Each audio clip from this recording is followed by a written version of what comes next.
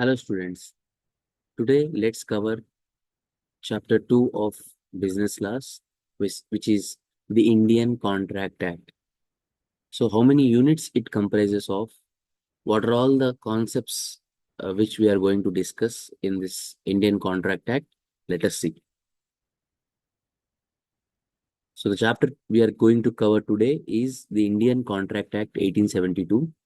In chapter 2, there were total 9 units. How these 9 units have been segregated? Let us have a look.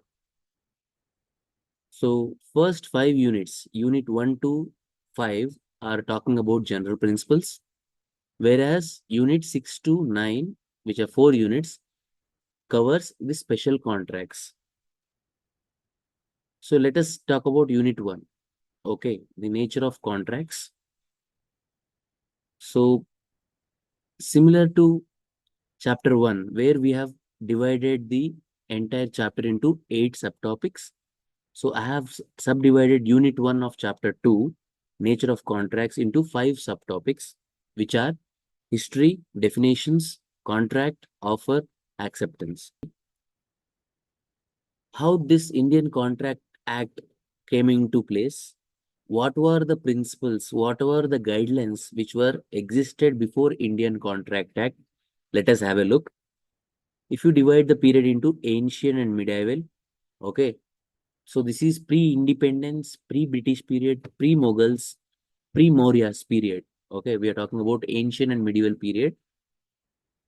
In that period, the business, the commercial laws mostly dealt with Vedas, Dharam Shastras, Smritis, and Shrutis. Just to have a look what Shrutis or what Smritis. So there is something called as Narada Smriti.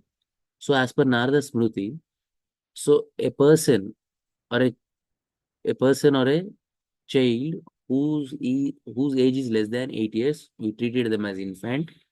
Whose age is between 8 to 16 years, we treated them as boyhood or girlhood.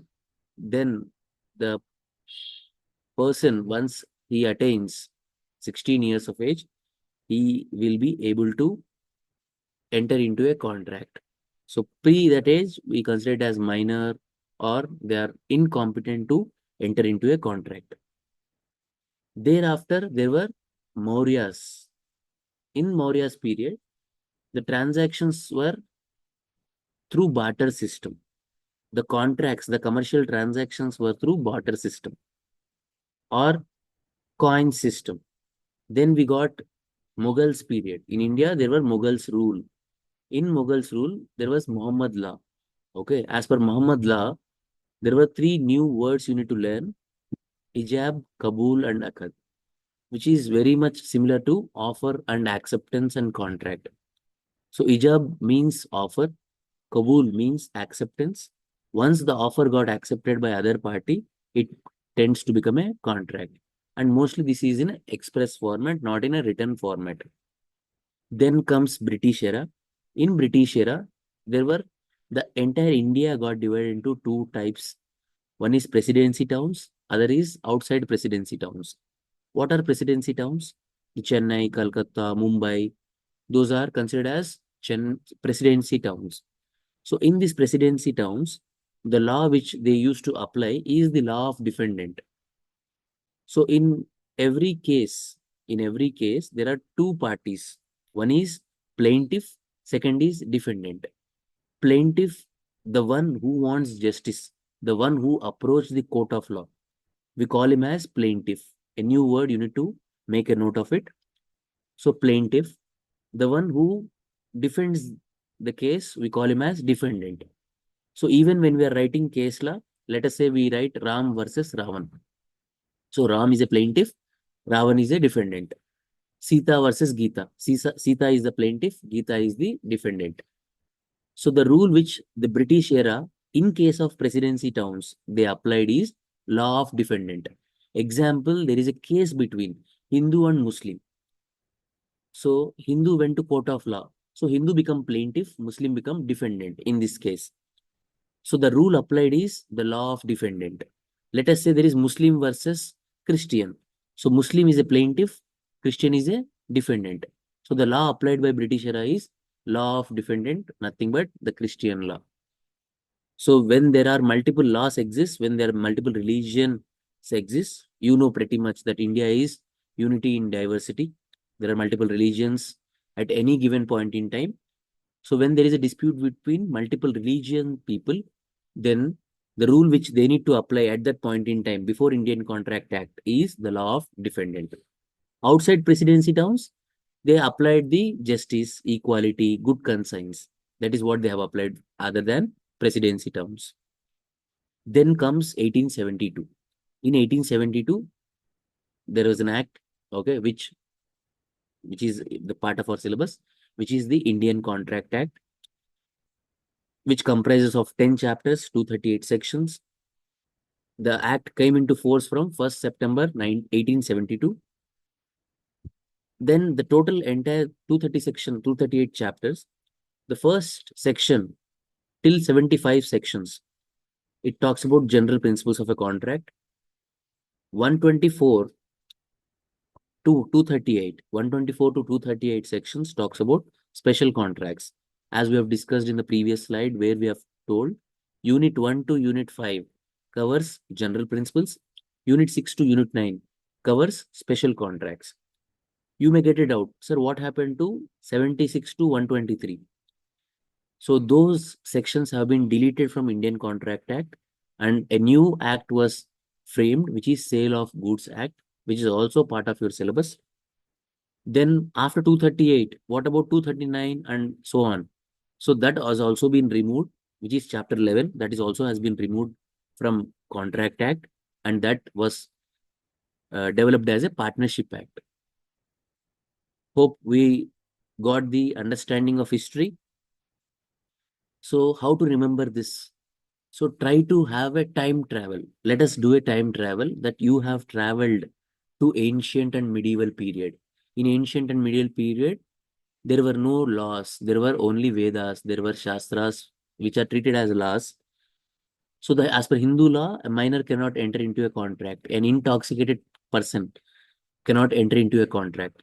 And one of the Smritis, Narada Smriti, which we have discussed, up to 8 years of age, up to 8 years of age, he will be treated as infant. 8 to 16 years, boyhood.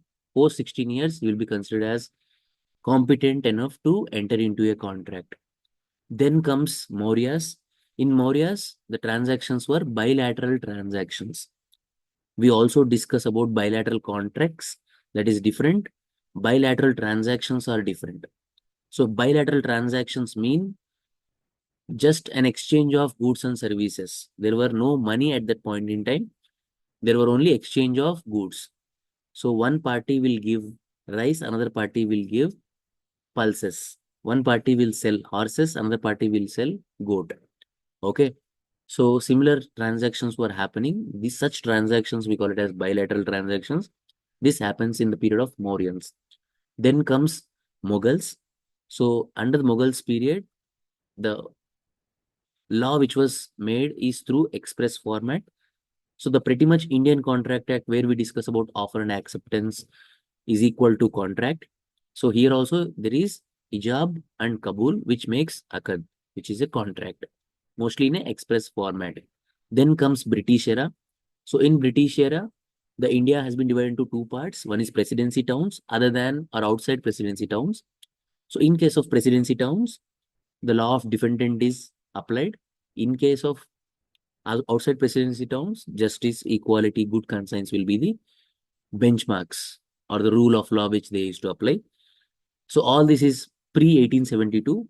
In 1872, new act came into force, none other than our chapter, which is the Indian Contract Act 1872. So 1st September 1872 is when this act came into force. It consists of 10 chapters, 238 sections.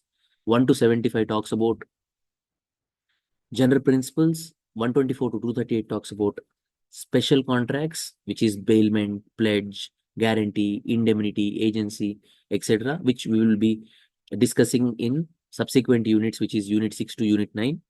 This is all about history. So you should remember this by remembering a time travel. So you are traveling from ancient to Mughals period, then to Mauryans period, then British period, and then to Indian Contract Act 1872. Hope it is clear. Let us move to, so this is the first subtopic out of 5 subtopics. Hope you remember all the 5 subtopics. Let us quickly have a look.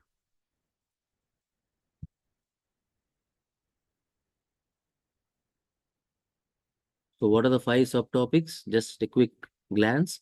History, definitions, contract, offer, and acceptance. So we discussed about history.